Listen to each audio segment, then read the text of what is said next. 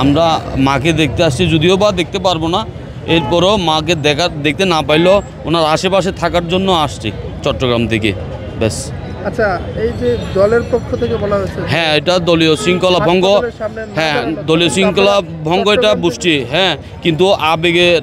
ইয়াটা ধরে রাখতে পারছি না, জ্বরটা ধরে রাখতে পারতেছি না। এখন কি বলবো আপনাকে, আমি মানে আমার কান্না চলে আসতেছে, আমি ওই অবস্থায় আপনি আর কথা বলতে চাই না।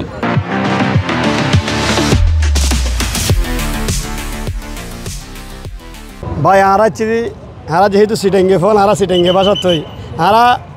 সিটাং উত্তরাচ্ছি, সিটাং হইলে বিএনপির দুর্গ, আর বিএনপির প্রতি সিটাঙ্গের মানুষ হল খুবই দুর্বল, এবং হারা চিটাঙ্গার 9 আসন আলহাজ শামসুল আলমর বাইরে এলাকা তুনাচ্ছি। বিশেষ করে কিল্লাচ্ছি মুক্তিযুদ্ধ যাত্রা শুরু হয়ে 26শে মার্চ কালুরঘাট বেতার কেন্দ্র বৃদ্ধি আর প্রয়াত প্রেসিডেন্ট শহীদ জিয়াউর রহমান বীরুত্তম ইবে স্বাধীনতার ঘোষণা করে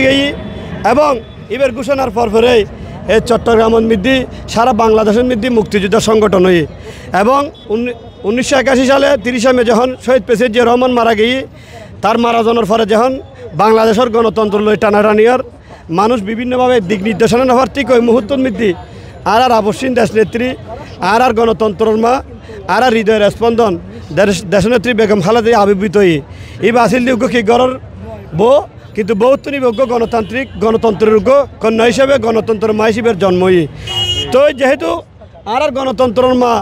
এবার কেয়ার হসপিটাল শুলে আর হৃদয় বাক্রান্ত লই না আর চট্টগ্রাম বইতান্য পারি। তো আর কি যে চট্টগ্রাম যুব দলের জীবে বিশেষ করে 18 নম্বর ওয়ার্ড ছাত্র দলের সাবেক সিনিয়র যুগ্ম সম্পাদক এবং বর্তমান চট্টগ্রাম মহানগর 18 ওয়ার্ড যুব দলের সাধারণ সম্পাদক পদ প্রত্যাশী আর কি যে যুব দলের ভাই ব্যাক একত্রিত হয়ে আজ সকালে এই ডাহাত চলেছি, এবং ডাহাত আইনুল্লাহ আর ম্যাডাম ওরে সাইবেল্লাই সাইড পারি কিনা জানি না, কিন্তু আল্লাহর হাসে দোয়া করি বেলাই অনারার সামনে আইবেলাই যে আর আজ্ঞ কর্মী বিএনপির ইয়েন দেখাই বেলাই আর আড়ে চলেছি, ইয়ে নইলে আর প্রত্যাশা আর যেন আর ম্যাডাম তাড়াতাড়ি সুস্থ হোক, আর দেশনেত্রী আবার গণতন্ত্র মঞ্চ তাই ঘোষণা যাক, স্বৈরাচার নিপাত যাক, গণতন্ত্র মুক্তি পাক। চেয়ারপারসন কেমন আছে, কি ঘোষণা কিনা? ইনশাল্লাহ আর আশা করি 18 কোটি মানুষের হৃদয় যার অন্তরত আছে,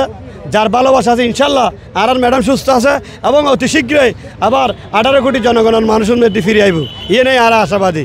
আচ্ছা, বিএনপির দলের পক্ষ থেকে বলা হয়েছে যে এবার কি হাসপাতালের সামনে নেতাকর্মীদের ভিড় না করার জন্য, আসলে কি দলীয় শৃঙ্খলা ভঙ্গ করছেন কিনা? না, আমরা দলীয় শৃঙ্খলা আপনাকে আগে বলছি,